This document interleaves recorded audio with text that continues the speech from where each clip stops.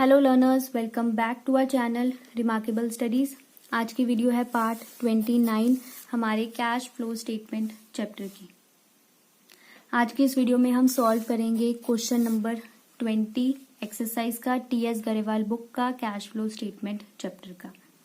ये जो क्वेश्चन है क्वेश्चन नंबर 20 ये थोड़ा सा डिफरेंट है, क्योंकि अब तक हमने जितने क्वेश्चंस किए हैं उसमें आपको पर्टिकुलर्स गिवन थे, ठीक है, या फिर आपको जो है वो बैलेंस शीट जो है वो क्वेश्चन में गिवन थी।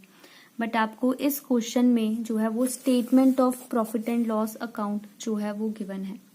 आपको एक तरह से profit and loss account question में गिवन है, बट एक स्टेटमेंट फॉर्म में। आपको अकाउंट की फॉर्म में मेंशन नहीं है, एक स्टेटमेंट की फॉर्म में जो है वो आपको जो है वो क्वेश्चन प्रेजेंट किया गया है। चलिए सबसे पहले हम स्टेटमेंट को रीड करते हैं कि हम statement of profit and loss को किस तरह से रीड करते हैं। ठीक है, ये जैसे मैंने यहाँ पर प्रिपेयर किया हुआ है, ये जैसे आपको बुक में मेंशन है, यही फिक्स्ड फॉर्मेट है statement of profit and loss account को सॉल्व या समझने का। अगर आपने अभी तक वो जो टूल्स फॉर फाइनेंशियल स्टेटमेंट्स वाला चैप्टर है जिसमें कंपैरेटिव और कॉमन साइज स्टेटमेंट्स को सॉल्व करते हैं, अगर आपने वो ऑलरेडी सॉल्व किया हुआ है चैप्टर, तो आपके लिए बहुत ईजी होगा इस स्टेटमेंट को समझना। चलिए स्टार्ट करते हैं। सबसे पहले आपको इसमें गिवन होता है revenue from operations. Revenue from operations means जो हमें ऑपरेशन से रेवेन्यू रिसीव होता है, जैसे सेल, जो हम सेल करते हैं, सेल से जो हमें इनकम रिसीव होती है हम उसे मेंशन करते हैं रेवेन्यू फ्रॉम ऑपरेशंस में। उसके बाद अदर इनकम, अदर इनकम में सेल को छोड़कर बाकी अगर किसी भी सोर्स से हमें हमारे बिजनेस को कोई भी इनकम हो रही है तो हम उसे जो है वो अदर इनकम्स में जो है वो शो करते हैं। अदर इनकम्स का ज्यादातर आपको जो है वो नोट्स टू अकाउंट मेंशन होता है। अगर आप चेक करें आपको इस क्वेश्चन में भी जो है वो नोट्स टू अकाउंट मेंशन है, और फर्स्ट नोट जो है वो आपको अदर इनकम्स का बताया गया है। और आपको उसमें बताया गया है कि अदर इनकम में जो टोटल है 45,000 का, उसमें डिविडेंड रिसीव्ड की भी इनकम है, plus gain on sale of land की भी जो है वो आपको इनकम दी गई है। उसके बाद हम टोटल करते हैं, टोटल रेवेन्यू कैलकुलेट करते हैं, और उसके बाद हम अपने एक्सपेंसेस को नोट डाउन करते हैं। एक्सपेंसेस में आपको दिया गया है purchase of stock in trade, हमने जो स्टॉक परचेज करा है, चेंजेस इन इन्वेंट्रीज दिया गया है, डेप्रीसिएशन एंड अमोर्टाइजेशन एक्सपेंसेस दिए गए हैं, और अदर एक्सपेंसेस दिए गए हैं। अदर एक्सपेंसेस के लिए भी जो है वो आपको एक नोट मेंशन है। अदर एक्सपेंसेस में आपको गिवन है office expenses, selling expenses and loss on sale of land. उसके बाद आपको गिवन है प्रॉफिट, फिर उसके बाद हमने टोटल लिख लिया है सभी एक्सपेंसेस का। उसके बाद गिवन है profit before tax. Profit before tax हमने कैलकुलेट किया है total income minus total expenses को, 3 माइनस 4, ये आपके पास आ जाएगा प्रॉफिट बिफोर टैक्स। उसमें से फिर हमने प्रोविजन फॉर टैक्स को माइनस किया है जो गिवन है 64,000, और फिर टैक्स माइनस करने के बाद आपके पास आएगा प्रॉफिट आफ्टर टैक्स 1,80,000। ये थी हमारी statement of profit and loss. और आपको अदर इन्फॉर्मेशन में जो है वो कुछ करंट एसेट और करंट लायबिलिटीज के बारे में जो है वो इन्फॉर्मेशन दी गई है। आपको ट्रेड पेएबल्स गिवन है, ट्रेड रिसीवेबल्स गिवन है, ऑफिस एक्सपेंसेस आउटस्टैंडिंग और सेलिंग एक्सपेंसेस आउटस्टैंडिंग जो है वो आपको आपके क्वेश्चन में गिवन है। और आपको यहाँ से cash flow from operating activities जो है वो कैलकुलेट करना है। अब आपको यहाँ पर क्वेश्चन में बैलेंस शीट गिवन नहीं है, ठीक है, आपको डायरेक्टली कुछ भी नहीं बताया गया है कि कौन सी चीज हमने कहाँ पर डालनी है। तो अब हमने खुद हमारी statement of profit and loss account से जो चीज या जो आइटम जहाँ पर आती है हमारे फॉर्मेट में, हमने उसे जो है वो वहां पर फिल करना है। तो चलिए क्वेश्चन को सॉल्व करना जो है वो हम स्टार्ट करते हैं। क्वेश्चन को जब भी हम सॉल्व करते हैं तो हम इसे स्टार्ट करते हैं net profit before tax and extra ordinary item से, जिसे हम हमेशा अपने वर्किंग नोट्स में जो है वो कैलकुलेट करते हैं। चलिए अब देखते हैं कि हम इसे किस तरह से अपने वर्किंग नोट में सॉल्व करेंगे। मैंने आपको ऑलरेडी समझाया था पार्ट 5 में, हमारे पास टोटल 3 पॉइंट्स हैं जिनसे हम अपना first point net profit before tax and extra ordinary items को जो है वो सॉल्व कर सकते हैं। उनमें से एक पॉइंट होता है नेट प्रॉफिट, जब आपको प्रॉफिट बिफोर टैक्स दिया होता है, ठीक है, फर्स्ट पॉइंट। दूसरा पॉइंट होता है जब आपको प्रॉफिट आफ्टर टैक्स जो है वो दिया होता है। फिर एक थर्ड पॉइंट होता है जब आपको रिजर्व्स एंड सरप्लस या सरप्लस के जो बैलेंसेस हैं वो गिवन होते हैं। आप तीनों में से कोई भी पॉइंट जो है वो यूज कर सकते हैं अपना क्वेश्चन सॉल्व करने के लिए। अब आपको देखिए क्वेश्चन में दोनों ही दो पॉइंट्स गिवन है, प्रॉफिट बिफोर टैक्स भी दिया है और प्रॉफिट आफ्टर टैक्स भी दिया है। आप चाहें तो आप चाहे बिफोर टैक्स से सॉल्व कर ले या आफ्टर टैक्स से सॉल्व कर ले, दोनों से जो है वो आंसर सेम आएगा और कोई कंपल्शन या कोई रिस्ट्रिक्शन नहीं है कि आपको इन दोनों में से कोई स्पेसिफिक है कि आफ्टर टैक्स ही यूज करना है या बिफोर टैक्स ही यूज करना है। आपको जो इजी लगता है सॉल्व करना, आप उसे सॉल्व करके जो है वो अपना आंसर जो है वो निकाल सकते हैं। मैं आपको दोनों से बता देती हूँ कि हम दोनों से किस तरह से जो है वो आंसर सॉल्व करते हैं। मैं यहाँ पर जो है वो पहले सॉल्व कर रही हूँ बिफोर टैक्स से। प्रॉफिट बिफोर टैक्स जो है वो आपको क्वेश्चन में गिवन है। अमाउंट देखिए उसकी, अमाउंट जो है प्रॉफिट बिफोर टैक्स की आपको गिवन है 244,000। मैंने यहाँ पर लिख लिया 244,000। उसके बाद हम क्वेश्चन में जो है वो प्लस या माइनस करते हैं हमारी एक्स्ट्रा ऑर्डिनरी आइटम्स को। अगर हमारे पास एक्स्ट्रा ऑर्डिनरी एक्सपेंसेस हैं तो हम उन्हें प्लस कर देते हैं और एक्स्ट्रा ऑर्डिनरी इनकम्स को हम माइनस करते हैं। लेकिन हमें ध्यान से देखिए क्वेश्चन में आपको किसी भी तरह की एक्स्ट्रा ऑर्डिनरी इनकम जो है वो गिवन नहीं है, ना नोट्स टू अकाउंट में गिवन है, ना ही statement of profit and loss में कहीं हमें बताया गया है। तो हम इन्हें यहाँ पर नील लिख लेते हैं, ब्लैंक छोड़ देते हैं। तो इट मीन्स जो हमारा ये 244,000 है, यही हमारा net profit before tax and extra ordinary items है।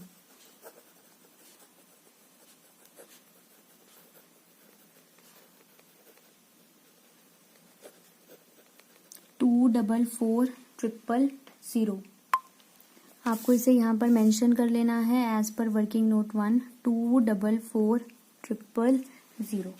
अब मैं आपको बता देती हूँ अगर आप इसे आफ्टर टैक्स से सॉल्व करते तो आपको इसे किस तरह से सॉल्व करना था। आपको जो है वो यहाँ पर लिखना है प्रॉफिट आफ्टर टैक्स। अब देखिए आपको प्रॉफिट आफ्टर टैक्स आपको गिवन है 1,80,000। Profit after tax 1,80,000। अब यहाँ पर लिख लीजिए प्रॉफिट आफ्टर टैक्स गिवन है 1,80,000। उसके बाद हम यहाँ से जो है वो प्लस करते हैं प्रोविजन फॉर टैक्सेशन जो मेड वाला होता है। अब आपको चेक करना है कि आपको प्रोविजन फॉर टैक्सेशन मेड जो है वो कहाँ पर दिया गया है। अब देखिए आपको यहाँ पर गिवन है प्रोविजन फॉर टैक्सेशन। मैंने आपको पार्ट 5 में समझाया था कि सबसे पहले हम प्रॉफिट बिफोर टैक्स कैलकुलेट करते हैं, फिर उसमें से हम प्रोविजन फॉर टैक्सेशन माइनस करते हैं और उसके बाद हम प्रॉफिट आफ्टर टैक्स जो है वो कैलकुलेट करते हैं। अगर आपको याद हो मैंने आपको प्रॉफिट एंड लॉस का फॉर्मेट बनाकर जो है वो समझाया था। तो इट मीन्स ये वही प्रोविजन फॉर टैक्स है जो हम अपने स्टेटमेंट ऑफ अपने प्रॉफिट एंड लॉस अकाउंट में जो है वो शो करते हैं। तो इट मीन्स ये जो प्रोविजन फॉर टैक्स है ये हमें मेड वाली अमाउंट जो है वो गिवन है। तो हमने यहाँ पर लिख लिया प्लस प्रोविजन फॉर टैक्स 64,000। उसके बाद हम जो है वो प्लस माइनस करते हैं एक्स्ट्रा ऑर्डिनरी आइटम्स को, माइनस करते हैं हम एक्स्ट्रा ऑर्डिनरी इनकम्स को और प्लस करते हैं एक्स्ट्रा ऑर्डिनरी एक्सपेंसेस को। यहाँ पर क्वेश्चन में कोई गिवन नहीं है एक्स्ट्रा ऑर्डिनरी आइटम, तो हम नील ले लेंगे और उसके बाद जो है वो हम अपना फाइनल आंसर कैलकुलेट कर लेंगे और आपके पास अमाउंट आ जाएगी 244,000 और ये हम कैलकुलेट हमने कर लिया है net profit before tax and extra ordinary items को जिसकी वैल्यू आई है 244,000। अब अगर आप चेक करें तो जो हमने प्रॉफिट बिफोर टैक्स से कैलकुलेट किया था उसकी भी वैल्यू 244,000 ही थी, और जो हमने आफ्टर टैक्स से कैलकुलेट करा है उसकी भी वैल्यू 244,000 ही है। तो आप चाहें तो आप दोनों में से कोई भी पॉइंट को यूज करके जो है वो अपना फर्स्ट पॉइंट आप सॉल्व कर सकते हैं। नेक्स्ट अब देखिए हम यहाँ पर जो है वो ऐड करते हैं non cash and non operating expenses को। अब आपको ढूंढना है कि आपको आपके क्वेश्चन में नॉन कैश या नॉन ऑपरेटिंग एक्सपेंसेस जो है वो कहाँ पर गिवन है। अब आप देखिए आपको statement of profit and loss में गिवन है depreciation and amortisation expenses. Depreciation जो है वो हम अपने फिक्स्ड एसेट पर चार्ज करते हैं, और अमोर्टाइजेशन एक्सपेंसेस जो होते हैं वो हमारे इनटेंजिबल एसेट से रिलेट करते हैं। तो आपको डेप्रीसिएशन भी हमारा एक नॉन कैश आइटम है, और जो अमोर्टाइजेशन एक्सपेंसेस होते हैं ये हमारी एक तरह का नॉन ऑपरेटिंग एक्सपेंस होता है। तो अब हम इन दोनों को जो है वो लिखेंगे नॉन कैश और नॉन ऑपरेटिंग एक्सपेंसेस में हम लिख देंगे depreciation and amortisation expenses. Amount आपको क्वेश्चन में जो है वो गिवन है 185,000। आपको प्रॉफिट एंड लॉस अकाउंट जो आपको स्टेटमेंट गिवन होती है, statement of profit and loss, आपको खुद वहां से आइडेंटिफाई करना होता है कि आपको कौन सी आइटम को जो है वो कहाँ पर मेंशन करना है। इसके अलावा आप देखिए आपको नोट्स टू अकाउंट में जो अदर एक्सपेंसेस गिवन है उसमें आपको एक सी पार्ट में जो दिया गया है loss on sale of asset. Loss on sale of asset जो होता है ये हमारा एक तरह का नॉन ऑपरेटिंग एक्सपेंस होता है। तो इट मीन्स इसे भी जो है वो हम यहीं पर लिखेंगे loss on sale of asset. इसे हम यहीं पर लिख देंगे 36,000। अब आप देखिए हमने यहाँ पर ऑफिस एक्सपेंसेस और सेलिंग एक्सपेंसेस को इंक्लूड नहीं करना है क्योंकि ये दोनों हमारे ऑपरेशन से रिलेट करते हैं। अगर हमने कुछ भी सेल करना है, जैसे सेल करना हमारे ऑपरेशंस का पार्ट होता है, तो सेल करने के लिए हमें सेलिंग एक्सपेंसेस करने पड़ेंगे। तो इट मीन सेलिंग एक्सपेंसेस जो है वो हमारे ऑपरेशन से रिलेट करते हैं, और ऑफिस काम को मैनेज करना, ठीक है, वो भी हमारा जो है वो ऑपरेशंस का ही एक पार्ट बनता है। तो हमने इन दोनों खर्चों का कुछ नहीं करना है, हमने सिर्फ loss on sale of asset लेना है क्योंकि ये हमारे ऑपरेशंस का पार्ट नहीं है, ये इन्वेस्टिंग एक्टिविटीज का पार्ट है, इसलिए ये नॉन ऑपरेटिंग हो गया है। तो हमने इसे जो है वो ऐड कर दिया है।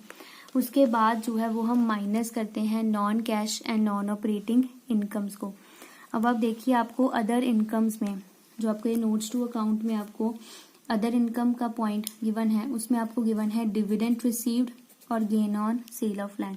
मैंने आपको ऑलरेडी समझाया हुआ है पार्ट 6 में, जो डिविडेंड रिसीव्ड या जो gain on sale of land होता है ये हमारी एक तरह के इनडायरेक्ट इनकम होते हैं। ये हम दोनों जो है वो हमारे एक तरह के नॉन ऑपरेटिंग इनकम्स होते हैं। तो हम इन दोनों को जो है वो हम यहाँ पर ऐड कर लेंगे। एक हमें दिया हुआ है क्वेश्चन में डिविडेंड रिसीव्ड। डिविडेंड रिसीव्ड की जो अमाउंट है वो आपको क्वेश्चन में गिवन है 5,000, और दूसरा आपको दिया गया है gain on sale of land, ये आपको गिवन है 40,000। हमें इन दोनों को माइनस करना है इसलिए मैं इनको नेगेटिव में लिख रही हूँ। आइटम सारी वही हैं जो हम अभी तक क्वेश्चंस में लिखते आए हैं, बस आपको इस क्वेश्चन में जो है वो एक बैलेंस शीट गिवन नहीं है, आपको उसकी जगह एक statement of profit and loss account जो है वो गिवन है। अब आपको खुद इस स्टेटमेंट में से आइडेंटिफाई करना है, नोट्स टू अकाउंट को अच्छे से चेक करना है कि हमने कौन सी आइटम को जो है वो कहाँ पर डालना है। आइटम सारी की सारी जो है वो वही सेम है जो हम अभी तक पढ़ते आ रहे हैं। अब आपको क्या करना है, इस इनर कॉलम में हमने जितनी अमाउंट्स लिखी हैं प्लस, और अब इन्हें माइनस कर देना है हमने 185,000 प्लस 36,000 माइनस 5,000 माइनस 40,000। इन्हें प्लस माइनस करने के बाद जो है वो हमारे पास आंसर आएगा 1,76,000 इस तरह से। अब हम इन्हें प्लस कर देंगे 244,000 प्लस 176,000। इन्हें प्लस करने के बाद हमारे पास हमारा आंसर आएगा 4,20,000 आएगा आपके पास आंसर। और इसे हम लिखेंगे ऑपरेटिंग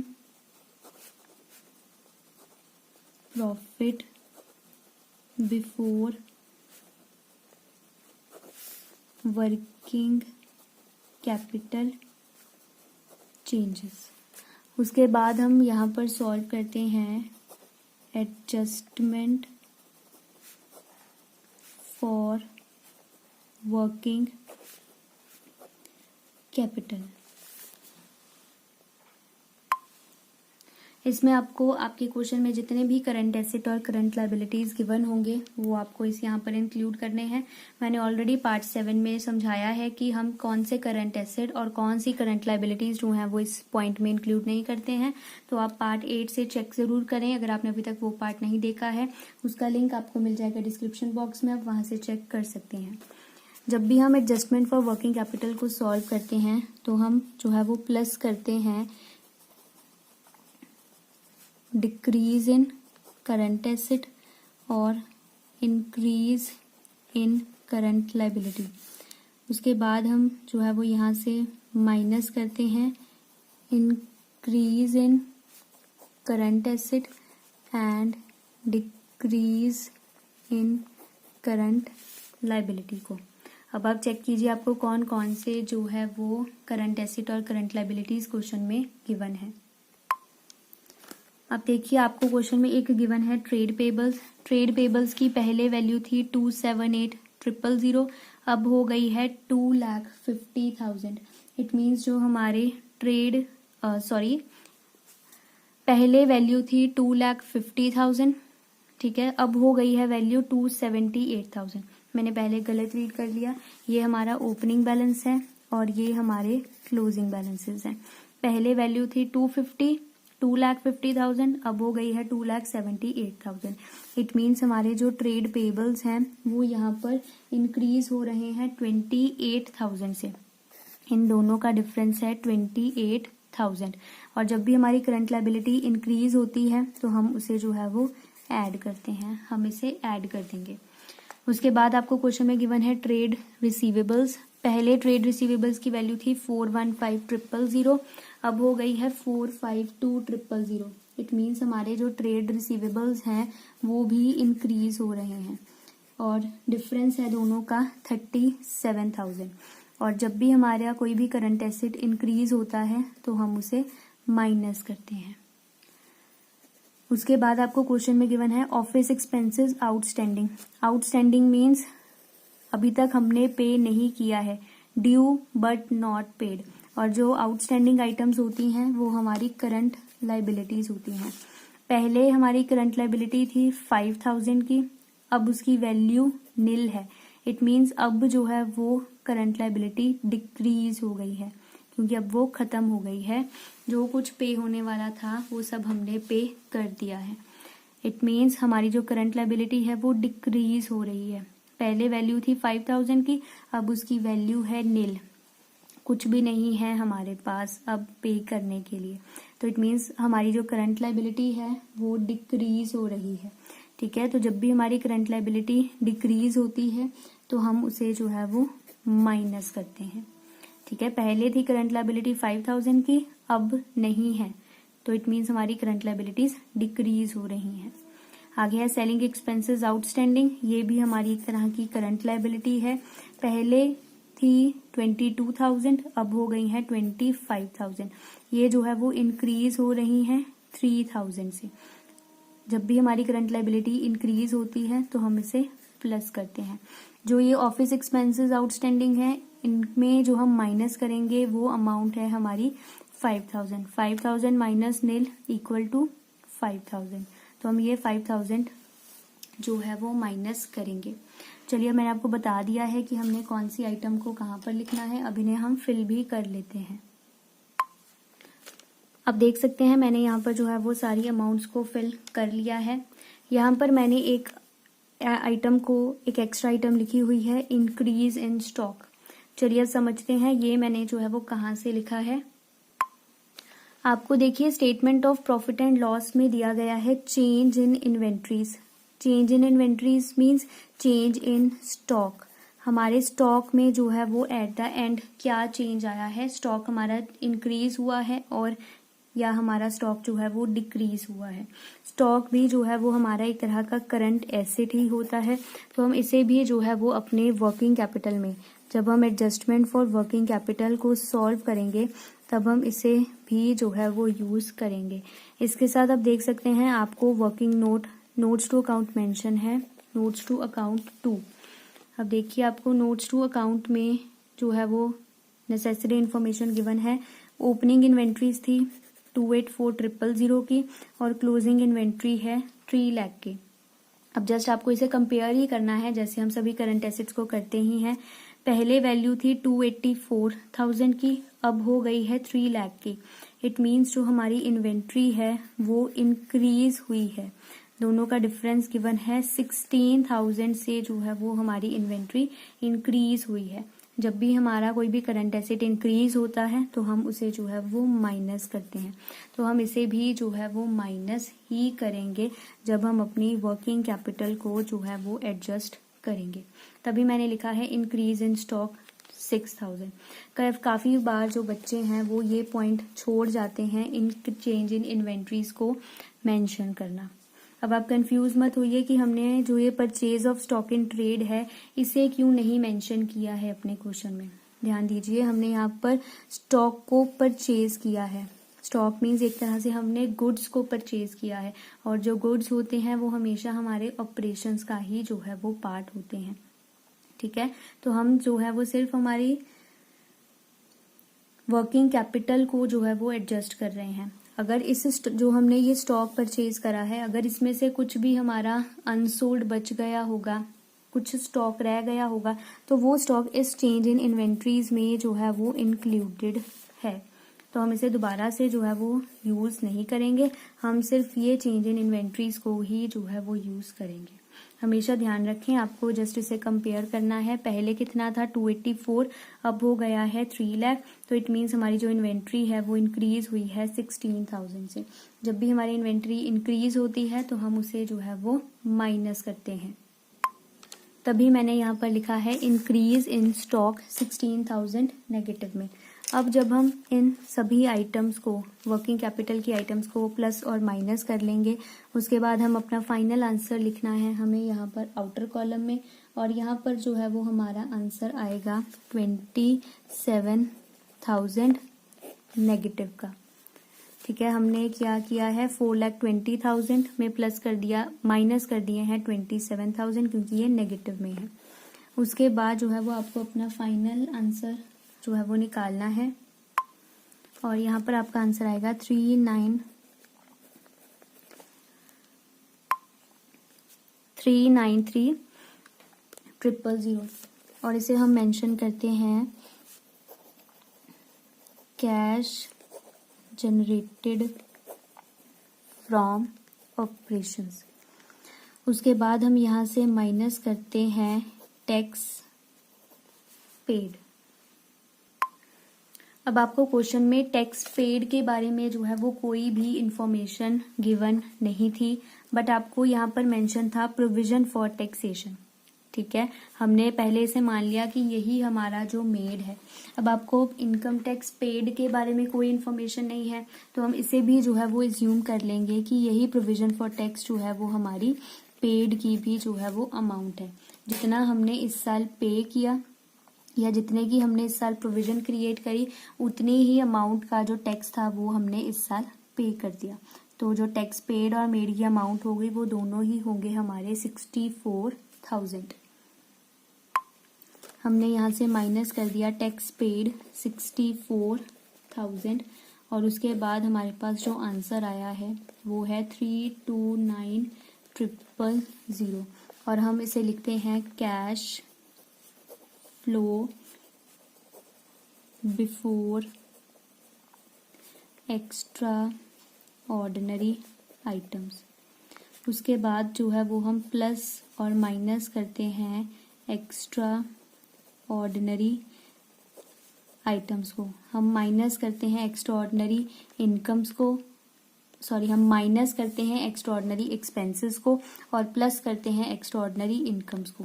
ये भी हमें क्वेश्चन में गिवन नहीं है तो मैंने यहाँ पर ब्लैंक छोड़ दिया है और उसके बाद हमारा फाइनल आंसर आ जाएगा 329000। ये है हमारा answer, cash flow from operating activities. ये पॉजिटिव में आया है इसलिए हमने इसे लिखा है cash flow from operating activities.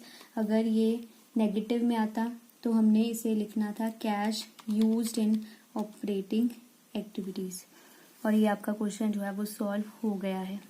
I hope learners अब आपको अच्छे से क्लियर हो गया होगा कि अगर आपको क्वेश्चन में statement of profit and loss given होता है तो आपको उसे किस तरह से जो है वो सॉल्व करना है।